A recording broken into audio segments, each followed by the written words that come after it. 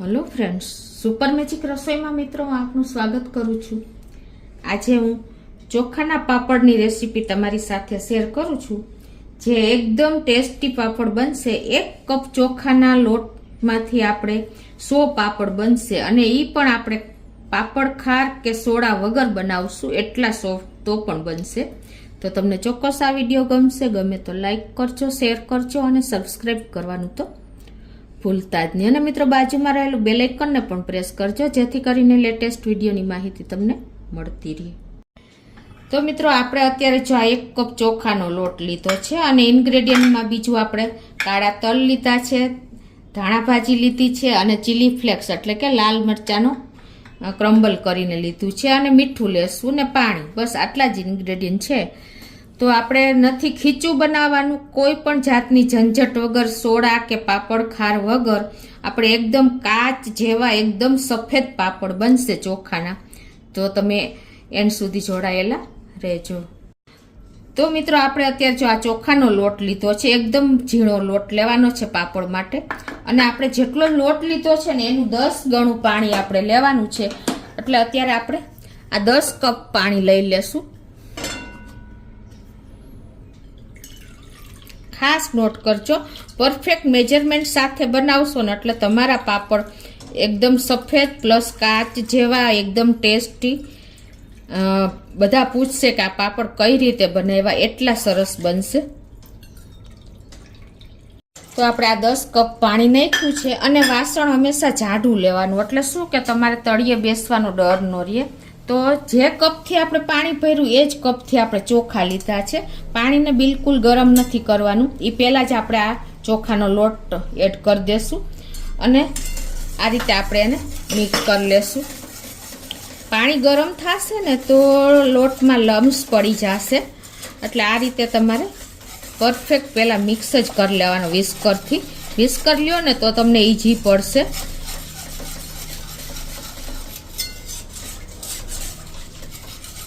હવે આપણે gas on કરી અને મીડિયમ ફ્લેમ રાખશું અને કન્ટિન્યુ આને ચલાવતા રહેશું। જો તમે ચલાવશો નહીં ને તો તમારું પાણીના લોટ નીચે બેસી જશે। આ જે બેટર બનાવ્યું ને એને કન્ટિન્યુ આપણે આ રીતે ચલાવતા રહેશું અને આપણે કેવું બેટર બનાવવાનું ને કે તમારું ચમચાને કોટેડ થઈ જાય ને ત્યાં સુધી આપણે આને હલાવતું રહેવાનું છે કન્ટિન્યુ, અને પછી 10 થી 15 મિનિટ જેવું લાગશે। આ આપણું આંધણ જેટલું ઉકળશે ને એટલા તમારા પાપડ એકદમ સરસ બનશે, ફાટશે નહીં। એટલે તમારે મીડિયમ ફ્લેમ ઉપર કન્ટિન્યુ આ રીતે આંધણ સાથે જ હલાવતા રહેવાનું છે, તો જ પાપડ જો સરસ બનશે। આપણે કમસે કમ 15 મિનિટ તો થશે જ તમારે। સ્લો ટુ મીડિયમ કરી નાખવાની, જો તમારે ઝડપથી મિક્સ થઈ જતું, ટૂંકમાં તમારે 15 મિનિટ કન્ટિન્યુ ચલાવવાનું છે। જો મિત્રો આપણે 15 મિનિટ જેવું થયું છે અને જો આ રીતે ચમચાને કોટેડ થઈ જાય છે, તમને ખ્યાલ આવે છે? જો આવું આપણે થીક કરવાનું છે। જો ટૂંકમાં તમારા ચમચાને કોટેડ થઈ જાય અને લાઈન બને ને એટલું આપણે રાખવાનું છે।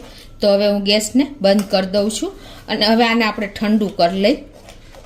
હવે આપણે આમાં અત્યારે મીઠું નાખી દેશું, ટેસ્ટ એકોર્ડિંગ આપણે 1/4 ટીસ્પૂન જેવું નાખીએ છીએ, કેમ કે જેમ પાપડો સુકાશે અને ક્વોન્ટિટી ઓછી થશે ને એમ વધારે ખારાશ પકડતું જશે, એટલે મીઠાનું પ્રમાણ હંમેશા ઓછું જ રાખવાનું। હવે આને આપણે ઠંડુ થવા દેશું, પછી આગળના મસાલા કરશું। જો આપણું આ બેટર પણ ચોખાનું ઠંડુ થઈ ગયું છે, તો હવે એમાં આપણે 1 ચમચી જેવા ચીલી ફ્લેક્સ નાખી દેશું। આ મેં હાથેથી જ ખાંડીને રાખ્યા છે અને 1 ચમચી જેવા કાળા તલ નાખી દેશું અને આપણે 1 કપ જેવી ધાણા ભાજી પણ નાખી દેશું। ધાણા ભાજીનો ટેસ્ટ આમાં બહુ સરસ લાગે છે, તમે તમારા ટેસ્ટ એકોર્ડિંગ વધઘટ કરી શકો છો। અને હવે આ બધું આપણે મિક્સ કરી લેશું। તો આ રીતે જો આપણે 2 થી 3 ચમચી લઈ પાપડ કરવા ને એ પ્રમાણે પાથરવાનું છે। તો આ રીતે આપણે એને એકદમ જે સાઈઝના પાપડ કરવા એ પ્લાસ્ટિક પાથરવાનું છે આ રીતે તડકે, અને પછી તમારે એને આ સાઈઝના પાપડ કરતા જવાના છે.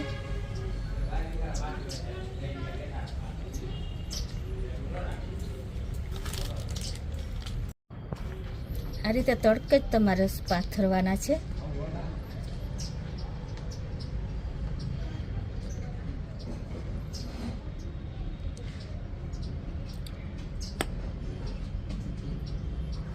તો મિત્રો જો આ રીતે આપણે ચોખાના પાપડને સૂકવી દીધા છે. 1 દિવસ તડકો લાગશે, તડકે સૂકવવાના છે, ખાસ નોટ કરજો. અને આ રીતે આપણે સુકાઈ જાય ને પછી ખોલીને તમને આગળ બતાવું.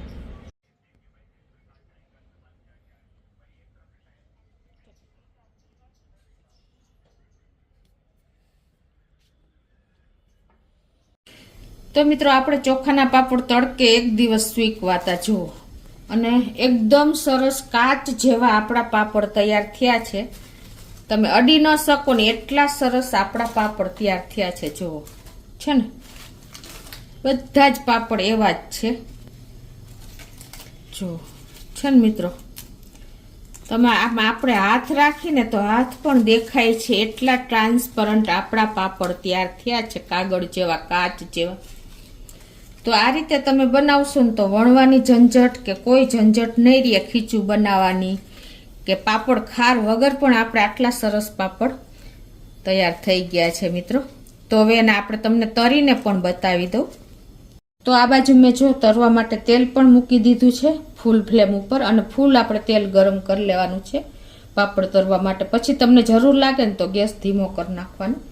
તો હવે આપણે જે આ પાપડ બધા સૂકવેલા છે ને એ આપણે તરી પણ લેશું. તો જો મિત્રો, એકદમ કાચ જેવા, અને આપણે પાપડ તમે જુઓ, હાથ પણ તમે અડાડી ન શકો ને એવા પાપડ આપણા તૈયાર થાય છે. તમને ખ્યાલ આવી ગયો હશે.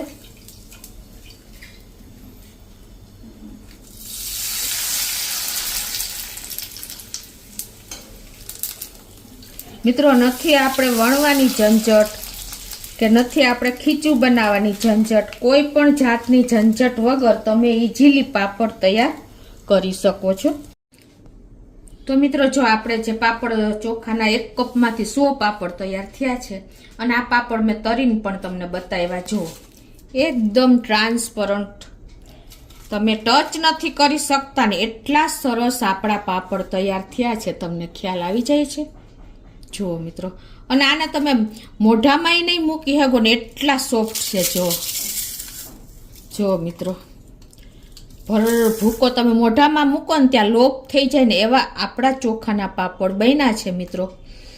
તો તમે, આપણે નથી વણવાની ઝંઝટ કે નથી ખીચું બનાવવાની ઝંઝટ, નથી પાપડ ખાર કે નથી આપણે સોડા વાપરો.